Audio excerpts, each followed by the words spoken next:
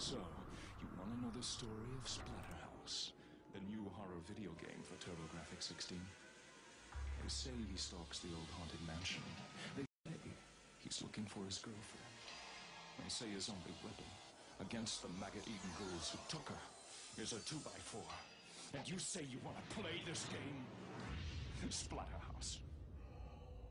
Only for the Turbografx 16 system from NEC.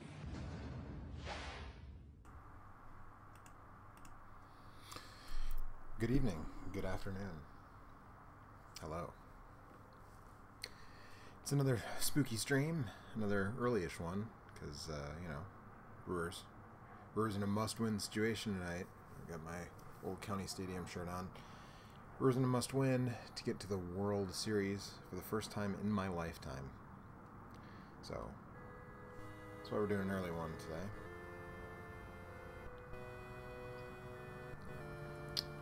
And, hey, it's more Splatterhouse. So, we played Splatterhouse in the arcade yesterday. Now we're checking out the home version, one of the home versions. This is the PC Engine version, the Japanese Turbografx version. We're going to play both. We're going to check out both versions.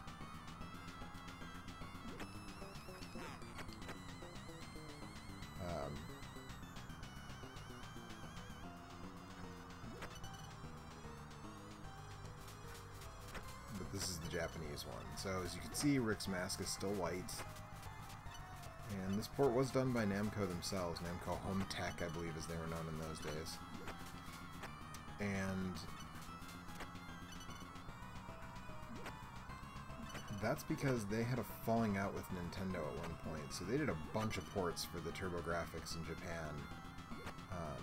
Not all of them made it to the US. Mr. Sensible says, "Happy Splatter Day, Joe." Thank you. And we can already see some changes. This room is a lot different looking than it is in the arcade version. It's a lot more gore, sort of awful, if you will, in the room. But yeah, so Namco had felt basically like that Nintendo sort of owed them a little bit of leeway. Yeah. Like Nintendo owed them a little bit of leeway because they were the first third-party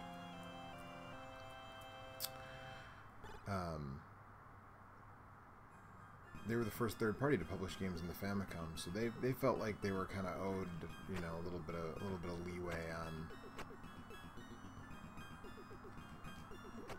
publishing and the sort of deals that they had to make with Nintendo, and Nintendo didn't feel that way. So they kind of got into bed with NEC and Hudson, and I think it's important to remember, you know, that might seem weird to a lot of us in the US who are of the age to remember that era. Like, why would you go with NEC instead of and Hudson instead of Nintendo? And, you know, because here the Turbografx, as I said the other day, was sort of DOA, sort of an abject failure, really. In the United States, it has a library of, you know, 97 or whatever, less than 100 HuCard games, and I want to say less than 200 CD games.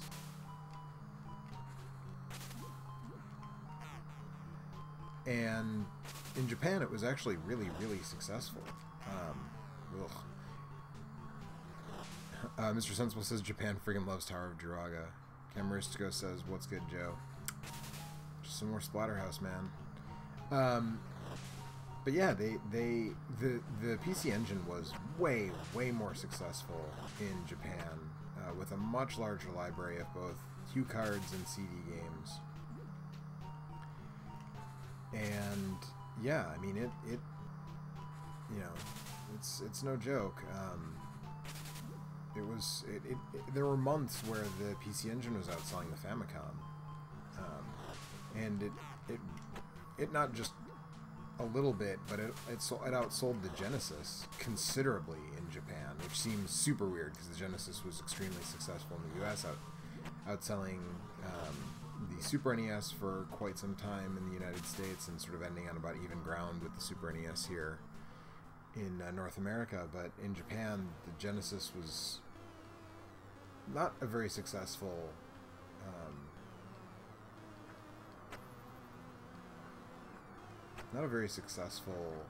system, and the PC Engine was a lot more successful in Japan than the Genesis.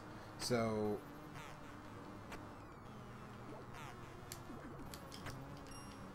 that was not great. So when you talk about, you know, what how these systems sort of shook out abroad, it makes a little more sense that Namco would start making games for the PC Engine.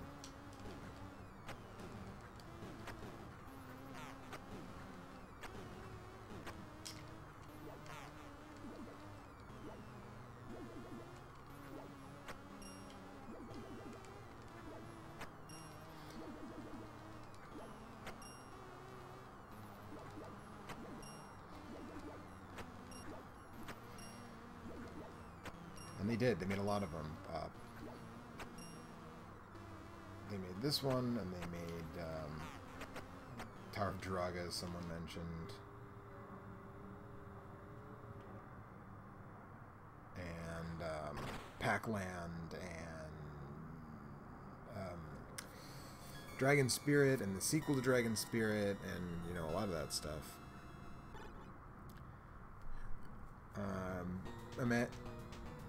Emmanuel, I hope I'm pronouncing that right. Emmanuel Hernandez says, "What's up, Joe? What's up?" Mr. Sensible says, "There's a lot going on in the scene." There is.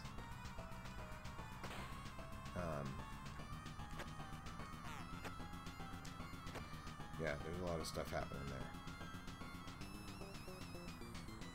So we don't want to get dragged under the dock. But we did. Not the optimal strategy here. Yeah, the haunted room, man. It's full of a bunch of stuff. I was holding a shotgun when I got dragged under this pier. That's all I'm gonna say.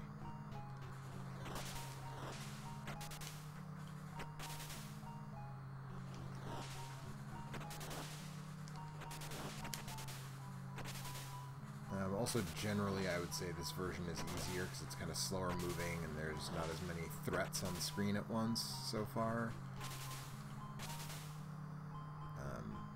Yeah. Just comparison's sake.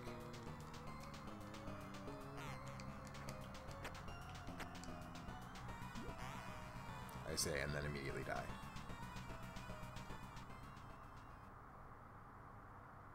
Game over. This version limits you to 5 credits, apparently.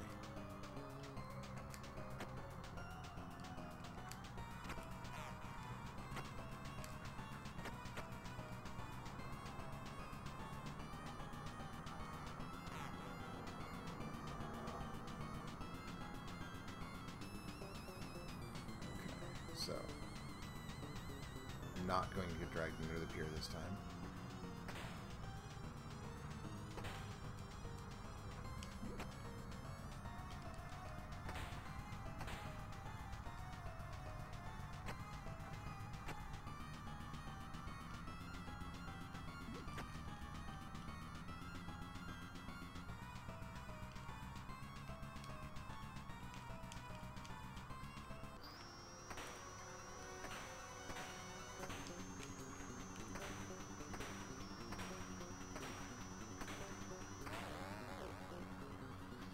You know, the hot strat, and he just fades out this time. In the arcade version, he like flops over and his chainsaws keep running even as he's dead, but he just disintegrates in this version, apparently.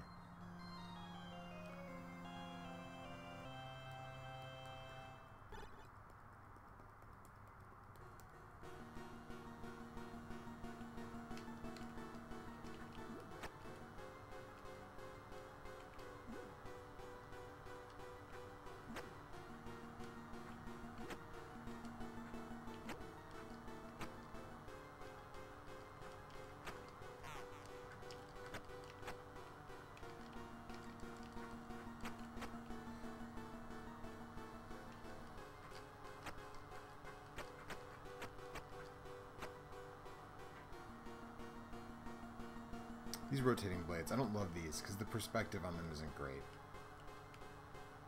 You know, you can't really tell when they're gonna hit you. It feels like they're in a spot that wouldn't hit you, and they kind of do.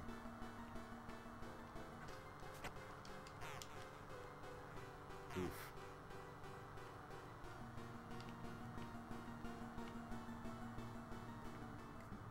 Oh, because I was like, why is there a spear there? Because I threw one when there wasn't an enemy around. That's why.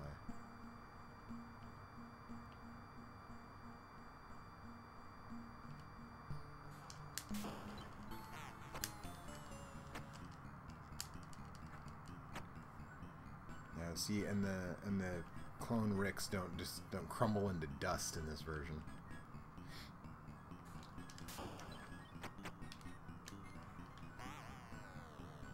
Didn't have enough health to clear that hallway.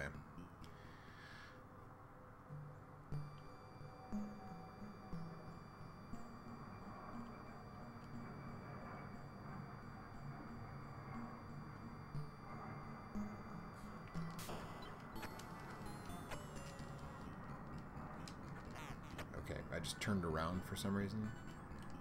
Mr. Sensible says you get 5 health in this version of this game. Yeah, you start with 5 health. And in the arcade version, if I'm remembering correctly from last night and from previous playthroughs, in the arcade version you have progressively less health in each stage. You start with progressively less health in each stage, I think. As you get to the later stages, you start with like 3 hearts instead of 4, and eventually maybe even 2. Come on.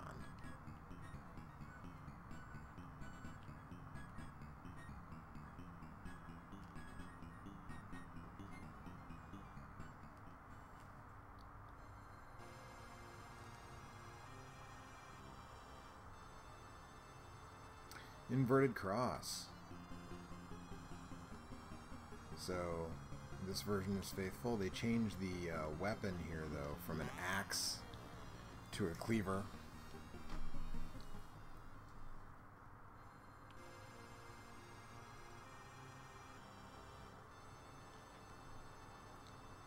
But I guess they thought that US audiences were squeamish, so in the US version, which again we are going to play this afternoon,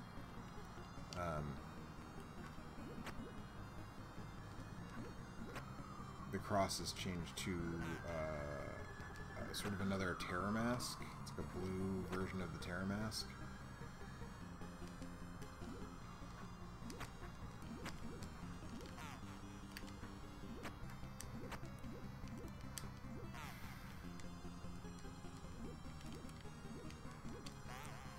They don't make it easy, do they? I probably shouldn't be chasing as much. I should probably be, like, sticking to one side. Mr. Sensible says the gold cleaver is pimp. I mean, how else would you describe a gold-plated meat cleaver?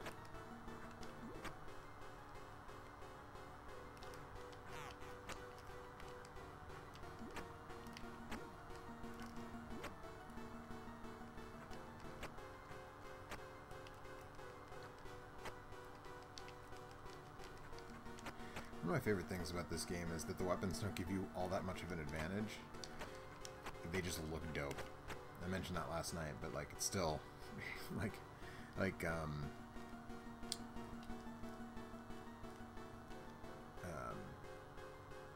in Double Dragon, for example, like having a weapon in Double Dragon gives you a significant advantage.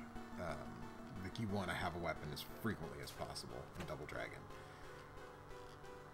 But here, like, yeah, I mean, maybe a little bit of range, but mostly it's just like, it just looks dope to kill monsters with a weapon.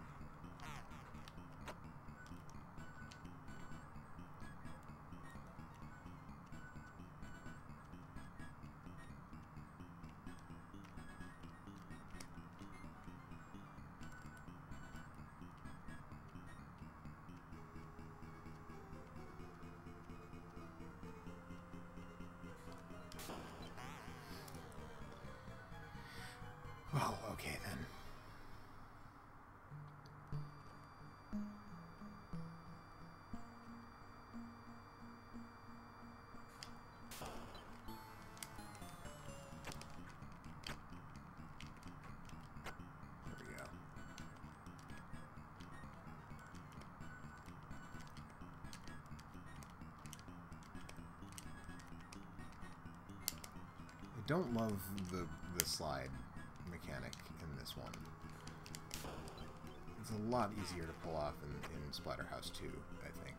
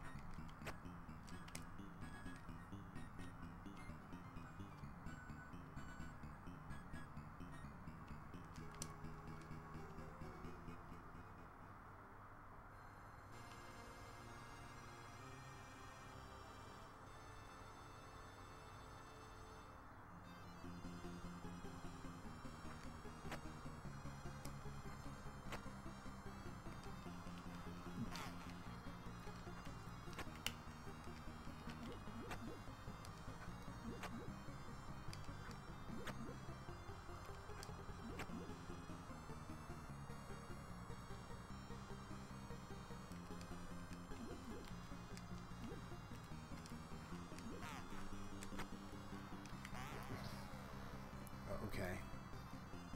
I was a little low on health there, but Mr. Sensible says, don't think I've ever had fun fighting my evil doppelganger in any video game. I don't know, the copy robot fight in Mega Man is fine.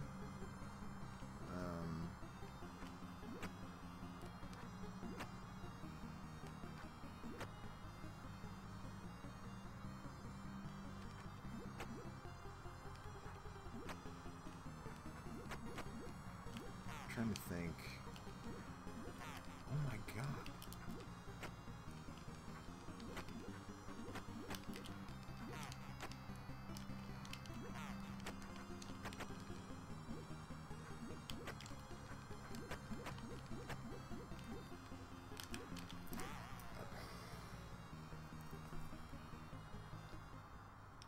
This is very similar to Ghosts and Goblins, where you're just not mobile. Like, Rick just isn't mobile.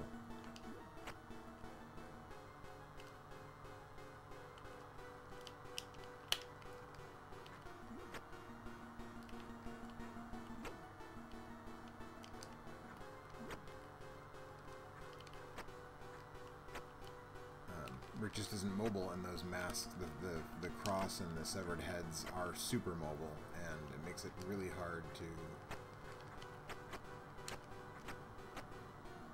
effectively defend against them.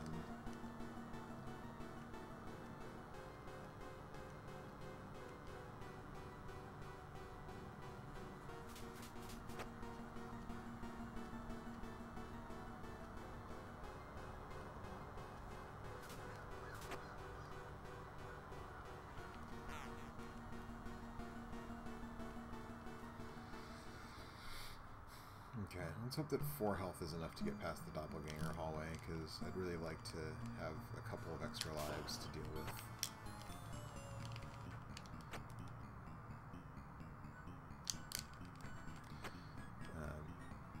Homeless Gamer says, dig in the stream, bro, new to the channel, play the third one.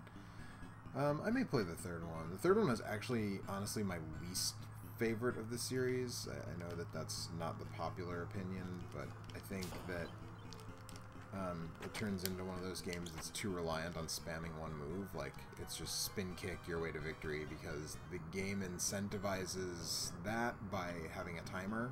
So to get the good endings, you have to sort of beat the clock, and that means spam the spin kick.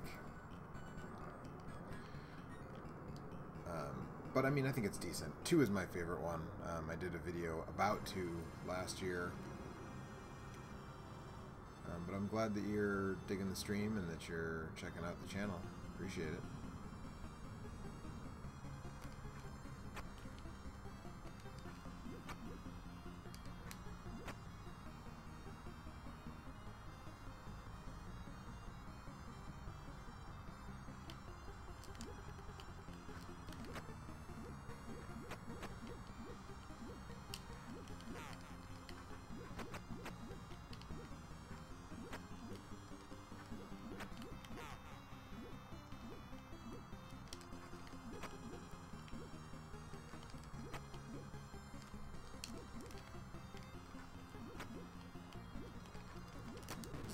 Hey, I did it. There you go. Did the whole thing in one life.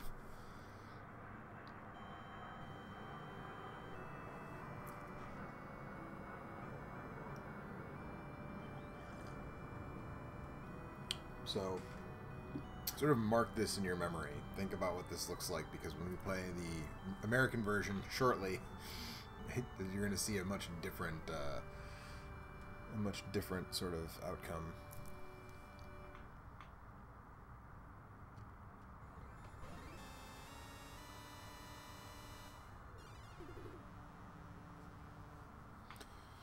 Homeless Gamer says, word, the third is different. I guess I just remember that one most because it was one of the first Genesis games I got. Scared me back then. Yeah, these games creeped me out when I was younger, when I was a kid. I think by the time the third one came out, I was a little older and a little less susceptible to that, but, yeah, I don't know. The third one is also one of those beat-em-ups that doesn't have co-op, which I think is, like, not great. Like, a lot of people talk about how much, like, oh man, Batman Returns on the Super NES is one of the best brawlers of the 16-bit era, and I'm like, yeah, it's fine. I mean, it plays fine, but, like, how dare you give me a beat-em-up without co-op? You know.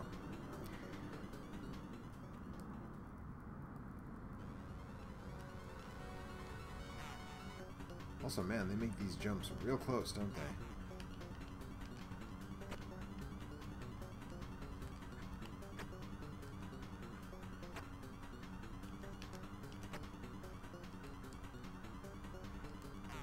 Like,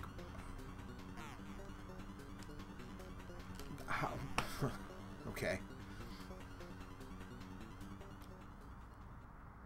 I hated MMPR. Super NES didn't have co-op. Yeah, I think that's Mighty Morphin Power Rangers. I was never a Power Rangers fan to begin with, but I remember those games being like, yeah, they were fine, but it's like, there's a team of 5 people. Why is there not co-op?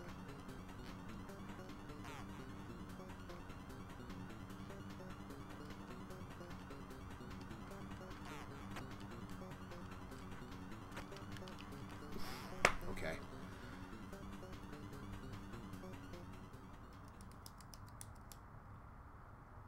Game over. Got 2 credits left, so we'll see how far we can get, and we'll check out the American version.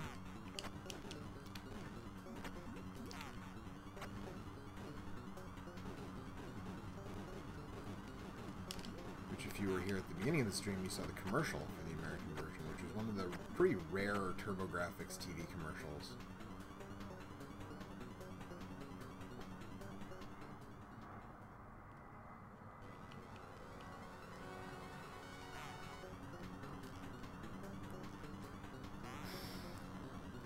You know, Ninja Warriors, that's another one. Or Ninja Warriors, again, as it's known in Japan for Super NES, didn't have co-op.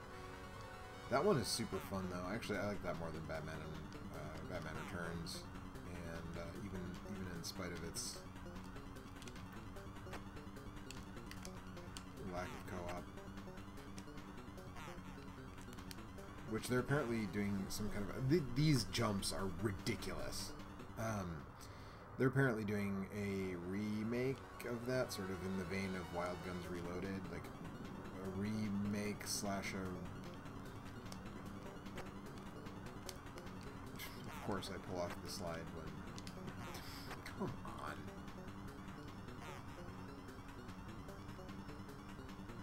Like, what? I have no idea how I'm expected to make that jump.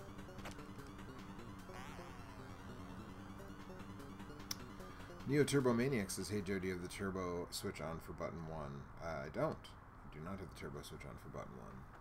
They're both turned off.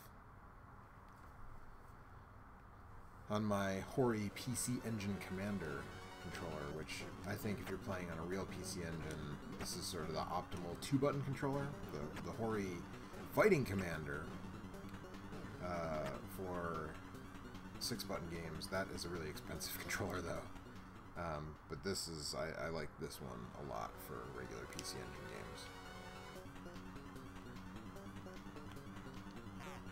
You know what, maybe I did have this slide a little bit, because I actually just sort of nudged it just to make sure, and maybe I did have the turbo on, and that's why I was having trouble making those jumps. because now I'm not having any trouble making these jumps. So I think I owe a shout out to Neo Turbomaniac.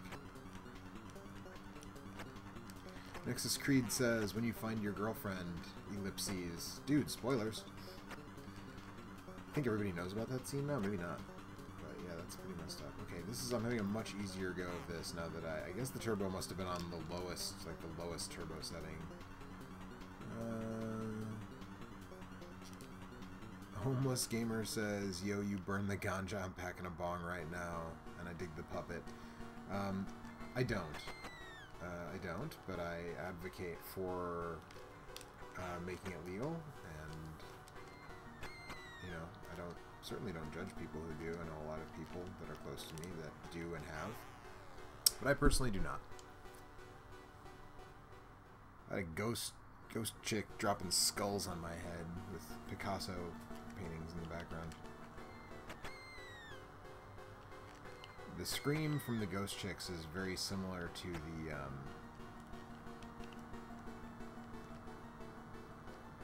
the noise that the pigs in a blanket make in Ghosts and Goblins. Oh no, I fell down. The Gwobble says, I think I'm pronouncing that right, apologies if I'm not, asks if I have played the Renegade games. I've played the first one. Target Renegade, he says. Target Renegade, I played it back in the day, I think, but that's the one that was not developed by Technos, so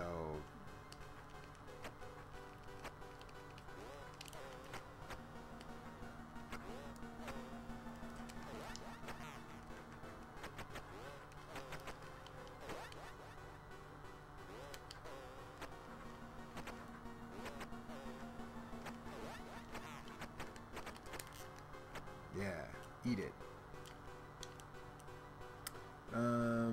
Nexus Creed says Splatterhouse, back when 10-year-olds could play horror games and parents didn't care. Yeah, I think they just didn't know. It's just the parents weren't as invested. I thought that guy was the boss, but I was wrong. Hey, more boar worms. You guys ever see the Deadly Spawn?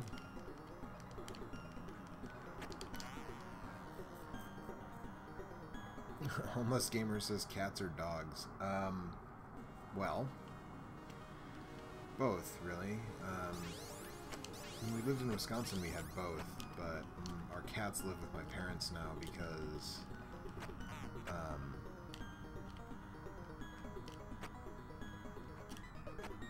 we couldn't have too many animals in our apartment here. So we only have dogs now, but I like both.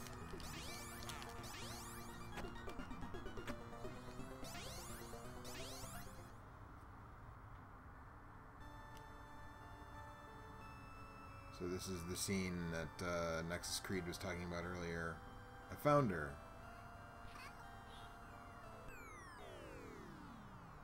Uh-oh. Smoke Monster says, yay, Splatterhouse. Indeed. Camaristico asks, would you consider this to be on par with the difficulty of the arcade? No, I think this one is easier. I think this is easier than the arcade version. Oof. Nexus Creed says Scary Teddy. The Gwobble says, I played them on the Amstrad CPC mostly. They're on Commodore 64. Apparently they're better than the arcade. Alright, so that, I got as far as saving my girlfriend and then died. So what we're going to do is we're actually going to go ahead and check out the US version. And Smoke Monster is in the chat here, and I am using his ROMhack software to manage the ROMs on my EverDrive. So shout outs to Smoke Monster for that. So that was the PC Engine version, so now we're going to check out the Turbografx 16 version.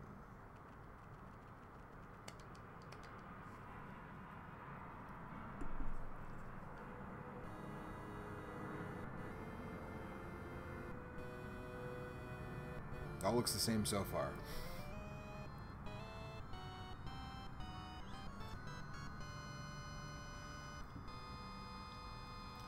Shout out to Smoke Monster 2 for introducing me to the Mister. If you guys haven't checked out Smoke Monster's video explaining the Mister and what that is, you should all go check that out once I'm done streaming.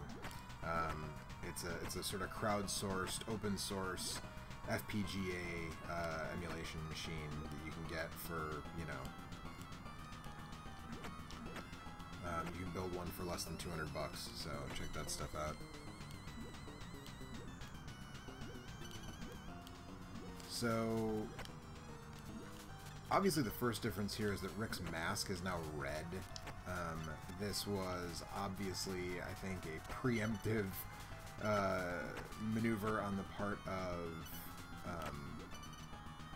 I think NEC published almost all of the games that came out in the Turbografx themselves. So I don't know if Namco or NEC made the decision to change the color of Rick's mask for this US release, but someone did. Nexus Creed said, same name, different game, Splatterhouse. And Homeless Gamer says that would be dope. So, I will tell you, I'm not going to say which, because I've been doing a lot of these sort of theme weeks and playing a lot of the same games and stuff. Some of the games I've played this month are the subject of the Halloween episode of Same Name, Different Game, but I'm not going to tell you which ones. But I've been capturing footage during some of these streams, because with my setup I'm able to do both. I can capture and stream at the same time. So, we've been doing that. Smoke Monster says there's a cool hack called Splatterhouse Chrome in the hacks folder that you might like. Yeah, I've heard of that, and I haven't actually played it. I don't know if I'm going to get to it today. I might check that out tomorrow, maybe? We'll see. We'll see how long the stream goes. Or how quickly I burn through my continues in the US version. Because that would be a factor, too.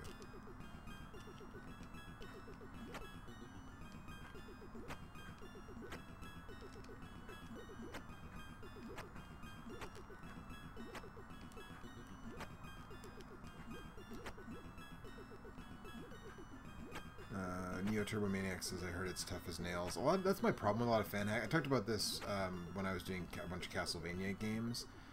Like, I don't love the Castlevania ROMhack scene, for lack of a better way of putting it, just because I like, they take a game that's already hard enough, in my estimation, or just like, what if it was harder? It's like a Black Mirror episode about Castlevania. What if Castlevania, but too much?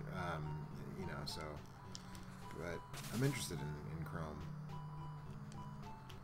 The Guabble says, I think a certain other channel talked about the region differences in this game. Did they? I know that Stop Skeletons from Fighting, me, the happy video game nerd, talked about the arcade versus the PC engine, but I don't know.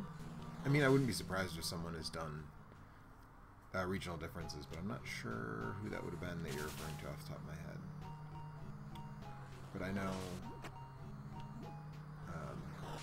the folks at Stop Skeletons from Fighting have a deep and abiding love for Splatterhouse and have done a lot of videos about various installments of the series. And I've been following them and Derek for a really long time. And actually, I respond to some things they've said in some of my videos. I don't know if he's ever seen them or knows that, or if they're aware, but in my Splatterhouse 2 video, I had some things to say about their analysis of the Splatterhouse 2 narrative.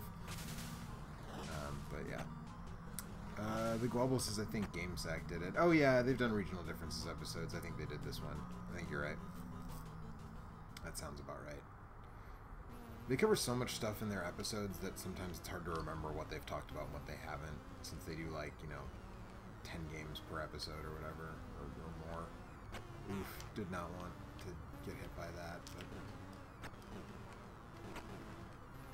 the secret to this boss is getting everything in a spot where you can just keep hammering on it without it being too much of a problem. Let's go turbo. Oh, that's too fast, apparently. If I crank the turbo all the way up for the 2 button, Rick just stops punching.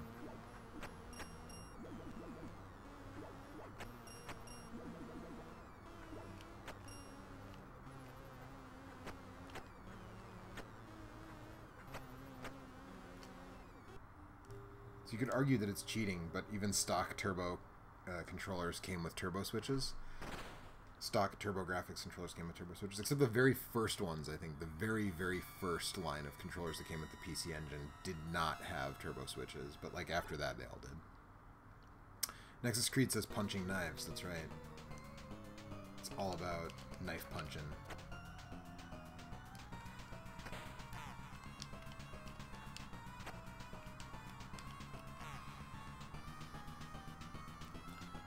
Okay, and again, we are going to get dragged under the dock. Mr. Sensible says, I love Project Base, great Super Metroid hack with overhauled physics and only slightly tweaked map / difficulty. I gotta be honest, I don't love Super Metroid as much as a lot of people do, and if one of the tweaks is that you don't have to bomb literally every wall to find stuff, then that would be something I'd be into. Because that's the thing that I just don't love about Metroid games, is like, oh, make sure you bomb every inch of every surface in every room to make sure there's not a secret or a path or a whatever, you know, a missile supply, like, underneath it. And I don't know, I just don't... I mean, I don't dislike Metroid games, but...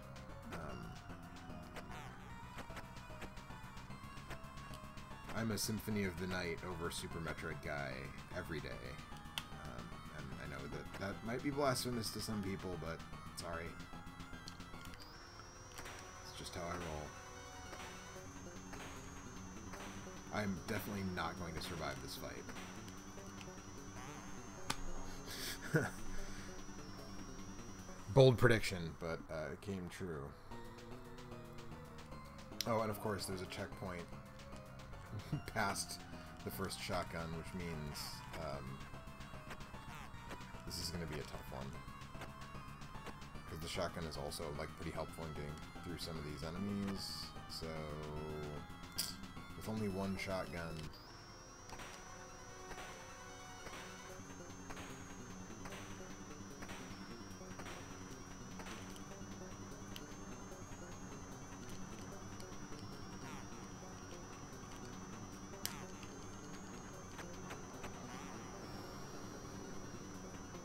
yeah, not great. Alright. Let's not screw that up again this time. Yes, I will continue.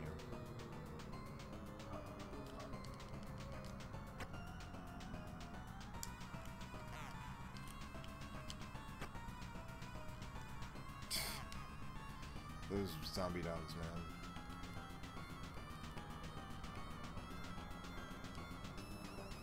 Okay, there we go. Didn't get dragged under the dock.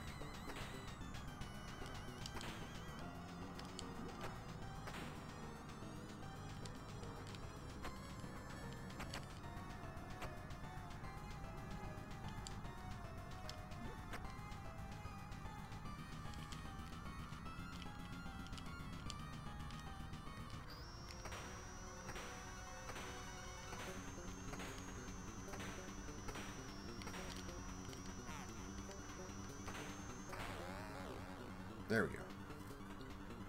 Nexus Creed says, Gojo. McWobble says, I like Super Metroid, but it's a, quote, Nintendo power game.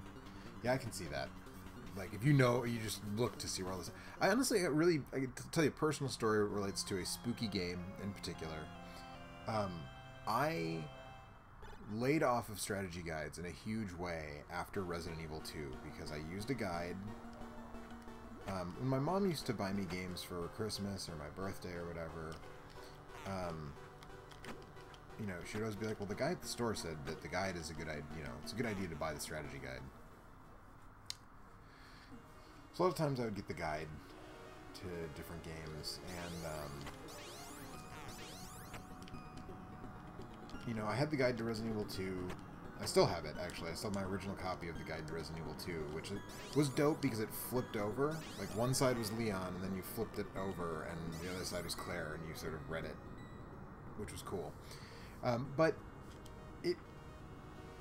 when I remember finishing the game and just sort of feeling like, well, I just read exactly what to do,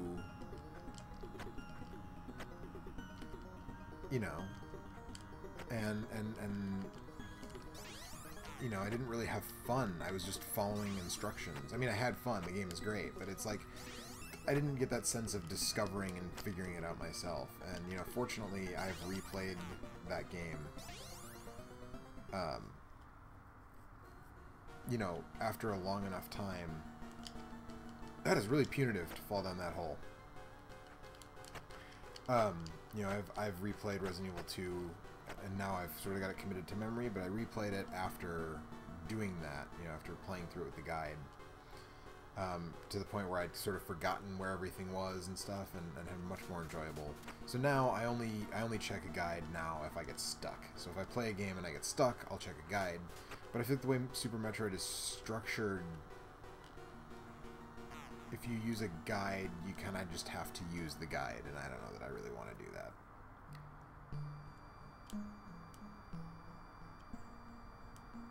Cardfrex says game facts for life. I love game facts, and I will, like I said, if I get stuck, like in a hot second, I will turn to game facts. But I really, really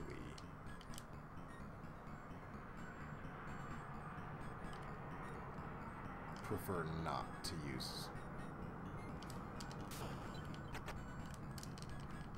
game facts if I can avoid it.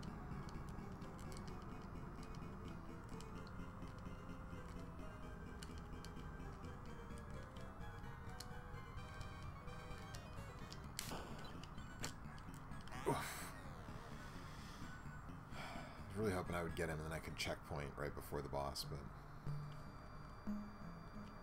oh well.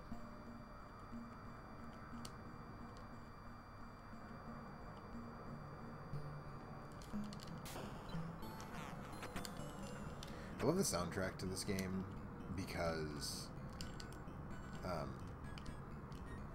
more so than I think even a lot of other horror games of the era, it sounds like it could have been the soundtrack to a horror movie, like an Italian horror movie, or something synth-heavy from the 80s, like something by Alan Howarth or even John Carpenter.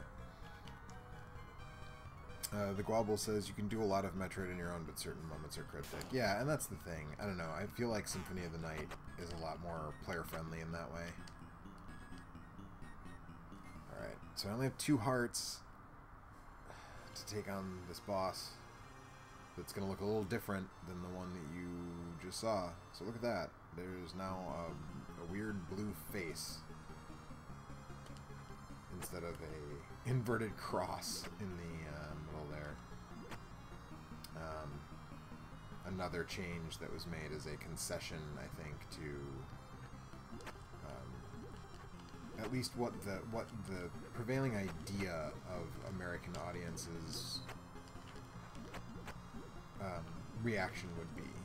You know, I don't actually know that American audiences would have reacted a certain way or whatever, but you know, obviously Namco or NEC or somebody thought they wouldn't react in a great way, so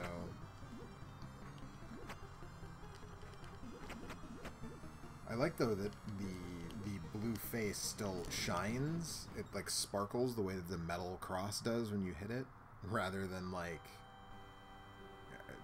blood spurting out or gore or whatever. Mr. Sensible says Symphony Stream sounds like a good idea. Yeah, I've thought about it. I've considered it. The only thing is you'd have to be multi-parts because that game is so long. I don't think you get an idea of Symphony in, you know, a 1-hour stream, or even like if I did a 2.5-hour stream like I did with Gargoyle's Quest. So the altar's totally gone. All the religious imagery is gone completely. Everything is gone. It's just a hallway with pillars now in this version.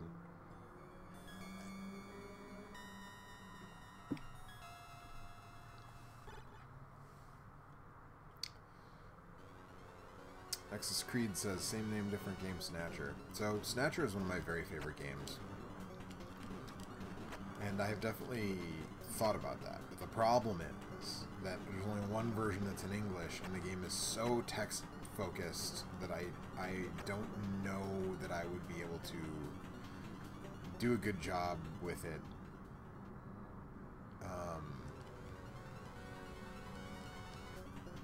You know, for the other versions, basically.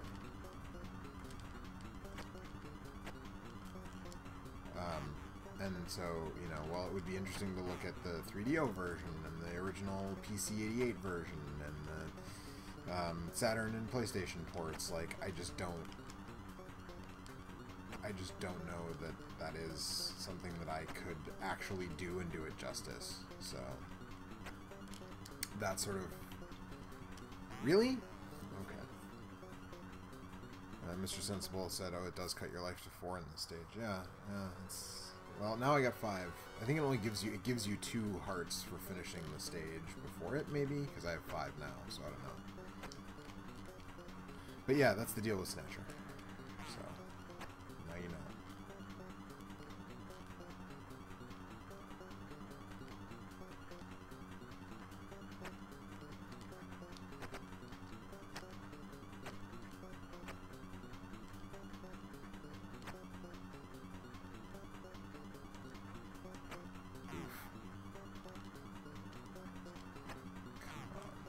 Down this time. We went up last time, we're going to go down this time.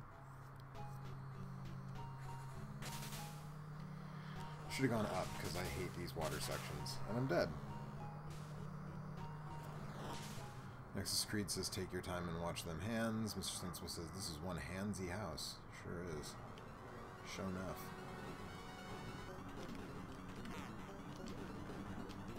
Oh, okay. That was great.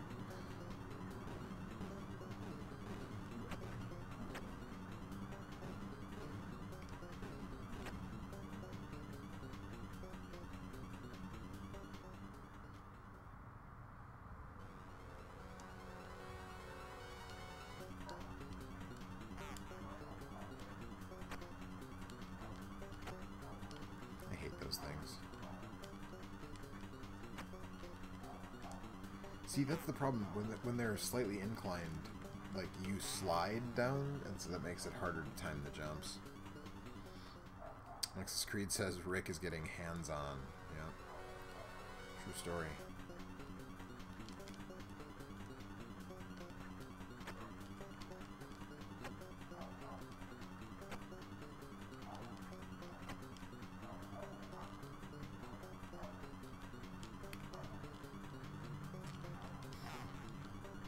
Of course, they intentionally time the hands so that if you jump right away, you won't hit them.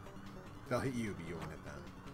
The hands, of course, I think are a pretty clear reference to Evil Dead 2. Although they don't give you the finger, and you don't stop them by putting a copy of A Farewell to Arms on top of them while they're in a bucket, so... Not exactly like Evil Dead 2.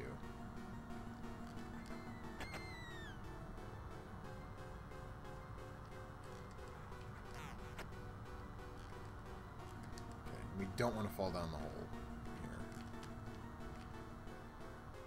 We'll stay right up where we're at.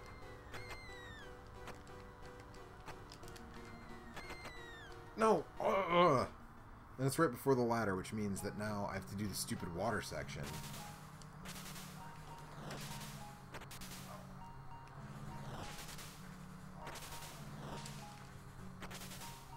Like, go away. Leave me alone.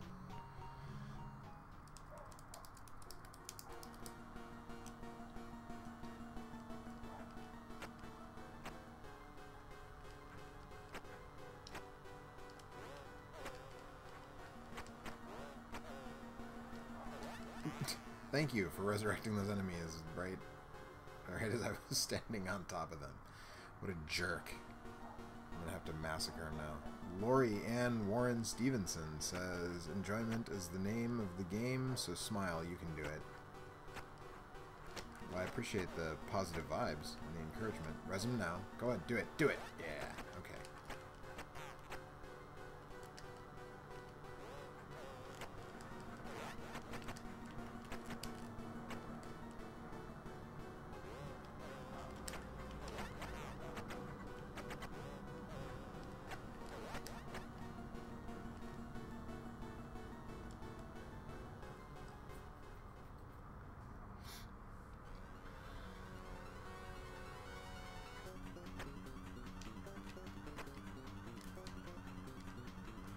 sorry, I know I just played it, but like this room was not. I don't remember this from the game that I literally just played. Or did it? Was there? There's a ladder up that I could have taken. I think. Game over. Mr. Sensible says Sam Raimi might be the goofiest director. I love Sam Raimi. He's one of my favorite directors. I think his first two Spider-Man movies are great. Drag Me to Hell is great. Obviously, all three Evil Dead movies are great. The second one is the best. The second Evil Dead is actually probably my favorite horror movie. That and Texas Chainsaw Massacre. It's sort of between those two for me. Texas Chainsaw Massacre, because it's no matter how many times I see it, it still distresses me. Evil Dead 2, just because it's brilliant and hilarious and spooky and gory and hilarious, and Bruce Campbell is like 100% on his A game, and just like that movie rules.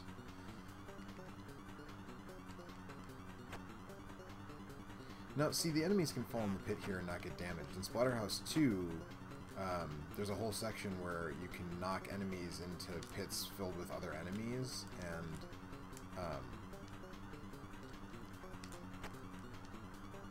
they'll take damage. Nexus Creed says, you know what, there's not enough love in the world to make someone go through a house like this. Plenty of fish in the sea. Well, I mean, I don't think Rick doesn't have much of a choice, because, you know, they both seek shelter. So it doesn't show it in this version, actually. It shows the house, but it doesn't show them run into the house. In the arcade version, it shows them run into the house. So they run into the house to seek refuge from a storm. In some versions, they're going there on purpose, not just, like, seeking refuge from a rainstorm in the woods. You know, but whatever the case, you know, Rick gets hit on the head or whatever, and when he wakes up, the Terror Mask has attached itself to him. So it's not in this game. He is not making the choice. In Splatterhouse 2, he's making the choice. But in this version, it wasn't his choice. The Gwobble says, do you like The Omen? Yeah, Gregory Peck is really good in that. I'm more of an Exorcist guy than an Omen guy.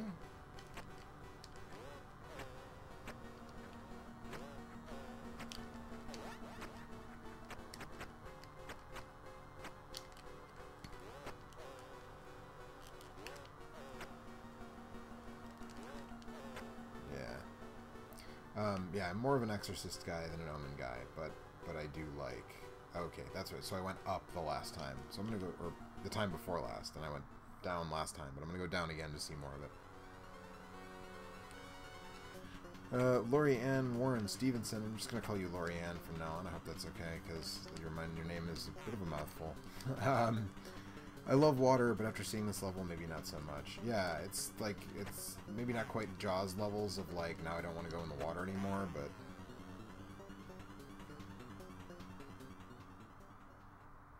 I shouldn't have gone down. These dogs suck. I hate them.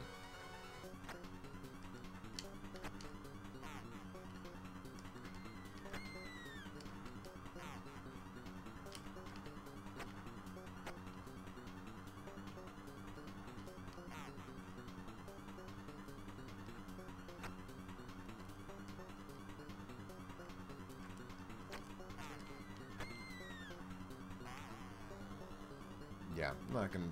That is not the. Lori says Lori is fine. Okay, great. I'm only gonna be on for a few more minutes, so you know what? Let's take Smoke Monster's advice. Let's check out the Chrome version real quick before I call it an afternoon.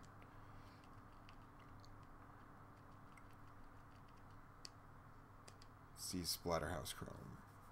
Nexus Creed says, "Do you think Jaws for the NES is horror or horrible or both?" I think that, well, this is interesting. I think that Jaws for the NES probably gets a little more hate than it really deserves, but I also think it's still not especially good. Like, it's not as bad as people say it is, but it's not good either. Like, Friday the 13th is actually decent once you learn the game's systems. Friday the 13th isn't that bad. Nightmare on Elm Street is actually really, I think, unfairly sort of hated on. But Jaws kind of sucks.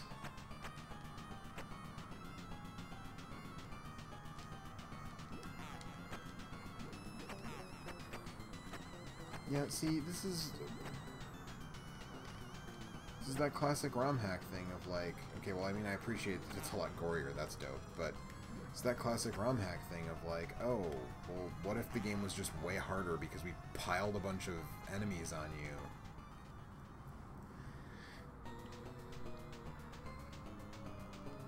And they all took more hits, right? Like, these guys take twice as much damage as they do in the regular version.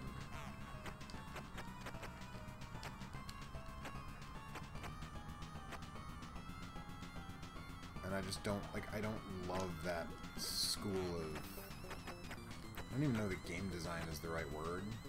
ROM hacking, like,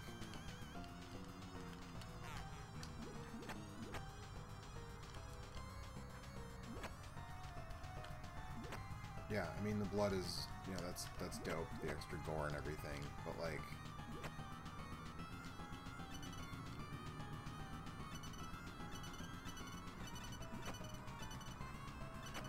yeah, like even the cleaver doesn't kill that dude in one hit anymore.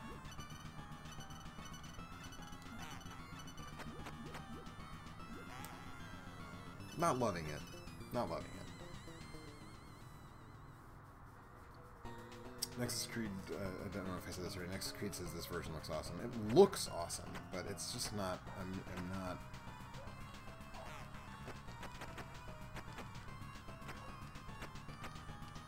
not in love with it. It's really, I don't know what happened there.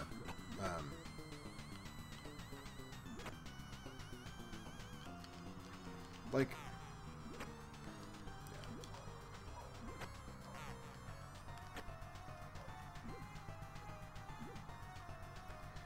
Sadzo asks, any future plans for same name, different game? Yeah, as I mentioned earlier, I revealed earlier that I've been playing a lot of similar games on these streams, did a couple versions of Ghouls and Ghosts, did a couple versions of Castlevania, Gargoyle's Quest, did a couple versions of Splatterhouse. Now, I've actually been capturing game footage while I've been doing these streams, so something that you've seen me play for these Halloween streams is the subject of the next episode of Same Name, Different Game, but I'm not going to tell you what.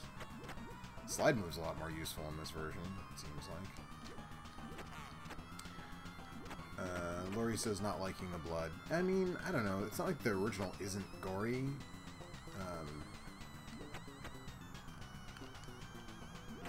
This is maybe a little more in line with the game's horror movie roots, I think.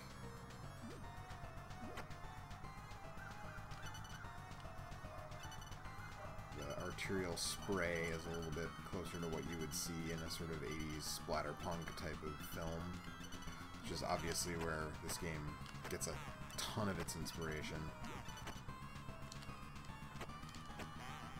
They made it so that these guys jump at you in a staggered way, where if you hit one, you're not going to hit the next one, and I'm not in love with that. Sadzo says can't wait. And again, I hope I'm pronouncing that correctly. Sadzo says can't wait. I'm glad. Nexus Creed says looks can be deceiving. Multi-level platforming in Splatterhouse looks horrible. Yeah, Splatterhouse is not a game that was made with platforming in mind, so kind of adding that, I don't know. I don't love it. Maybe if I played further into it, but I'm not going to. Been on for just about an hour now, so I think we're going to call it a day. And, you know, we're going to be back tomorrow. Maybe play Splatterhouse 2. There's already a full playthrough of Wanpaku Graffiti on the channel from a couple years ago.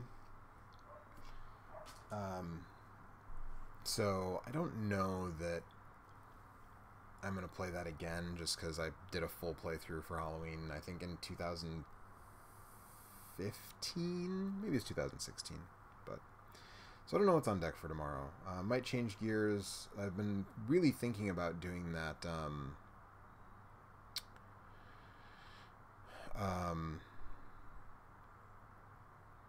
the Card Chronicles that people have been suggesting. A bunch of people suggested that when I was doing the Castlevania games, and so maybe I'll check that out.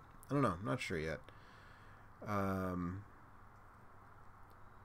Nexus Creed says, good job. Mr. Sensible says, good streaming. Mr. Sensible says, yes, Splatterhouse 2, you can beat it where I failed. I can beat Splatterhouse 2. Laurie says, going to check out Castlevania. Never heard of it before. Wow. I don't know how you found your way to this live stream and this channel if you never heard of Castlevania before, but I did a whole bunch of Castlevania live streams, so if you check out the recent videos on this channel, you will see me playing a whole bunch of Splatterhouse. I was playing Splatterhouse today. A whole bunch of Castlevania.